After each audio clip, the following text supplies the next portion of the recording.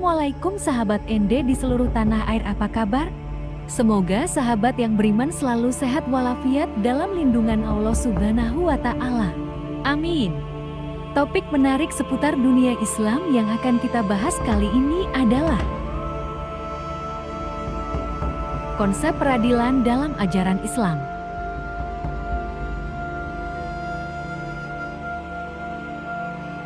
Di video sebelumnya telah kita ketahui bahwa dalam ajaran Islam para ulama fikih mensyaratkan agar seorang hakim harus mencapai derajat mujtahid, yaitu kemampuan untuk melakukan ijtihad dengan merujuk kepada Quran dan Sunnah Nabi Shallallahu Alaihi Wasallam.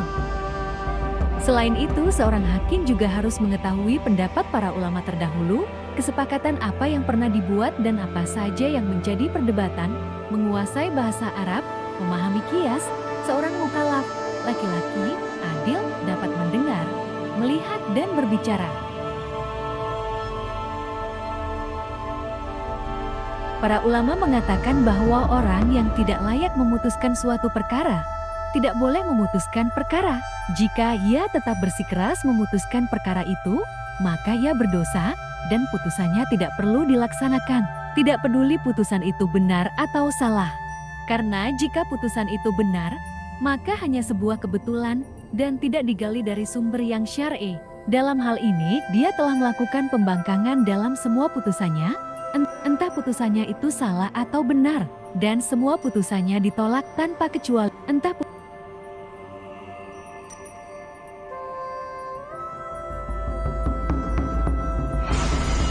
Ibnu Buraidah meriwayatkan dari ayahnya bahwa Nabi Shallallahu Alaihi Wasallam bersabda,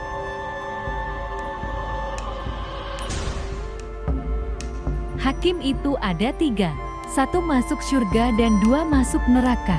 Hakim yang masuk surga adalah hakim yang mengetahui kebenaran dan dia memutuskan perkara dengan kebenaran itu.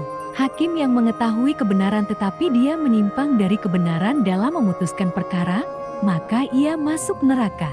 Dan hakim yang memutuskan perkara tidak berdasarkan pengetahuan, maka ia masuk neraka. Hadis riwayat Abu Dawud, Tirmidzi, Nasa'i, Ibnu Majah dan Hakim. Rasulullah juga telah memberikan kurikulum yang harus dipelajari oleh seorang hakim dalam memberikan putusan. Sebagaimana yang Nabi Shallallahu Alaihi Wasallam lakukan pada saat mengutus sahabat Mu'adz bin Jabal ke Yaman sebagai hakim agung di sana. Rasulullah Shallallahu Alaihi Wasallam bertanya, dengan apa kamu memutuskan suatu perkara? Mu'adz menjawab, dengan kitab Allah. Beliau bertanya, jika kamu tidak mendapatinya? Mu'adz menjawab, dengan sunnah Rasulnya. Beliau bertanya, jika kamu tidak mendapatinya? Mu'adz menjawab, dengan pendapatku. Hadis riwayat Amr bin Syuaib, dari ayahnya, dari kakeknya.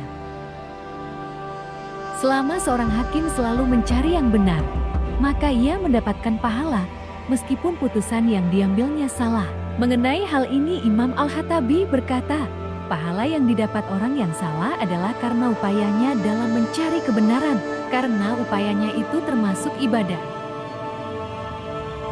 Diriwayatkan dari Amr bin As bahwa Rasulullah Shallallahu Alaihi Wasallam bersabda, apabila seorang hakim melakukan ijtihad lalu putusannya benar, maka dia mendapatkan dua pahala. Dan apabila dia berijtihad lalu putusannya salah, maka dia mendapatkan satu pahala. Hadis riwayat Bukhari dan Muslim.